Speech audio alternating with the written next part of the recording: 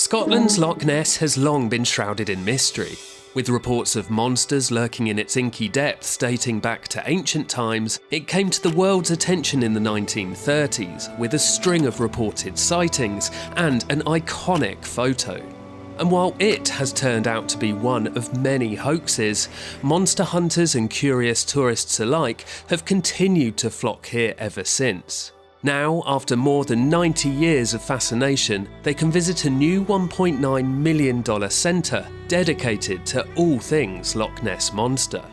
While those wanting to take a closer look can take a trip on the Deep Scan research vessel. Its skipper, Alistair Matheson, has spent the last 10 years giving visitors and researchers their best chance of spotting Nessie.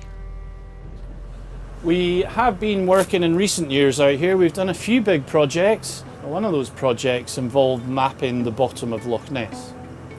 Now, we were using some very clever equipment.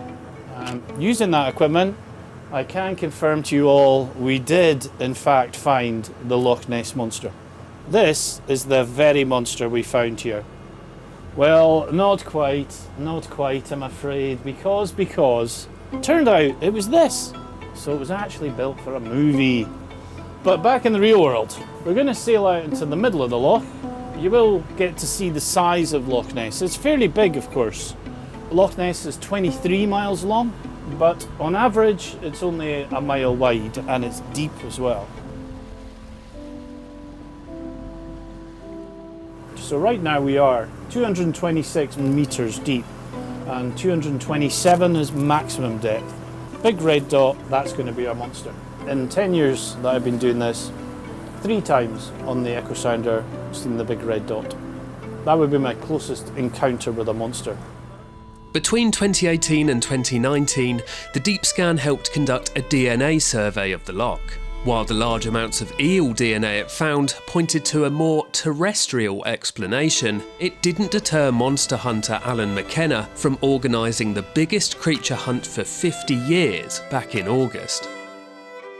We invited as many volunteers as we possibly can to join us to do a weekend of surface watching on the loch.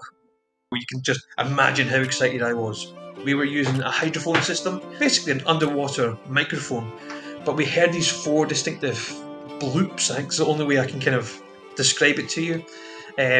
We don't know what that was, but we didn't record it. And we went over that area maybe 6 to 8 times over that weekend, and we never heard those noises again. We may never know if that was Nessie, but the lack of concrete evidence over the years has done little to dampen the mystery for many. Definitive proof is always what we want, isn't it? We always want to know yes or no in everything about life, not just monsters. But for me, there's a mystery here, and that's what I firmly believe in.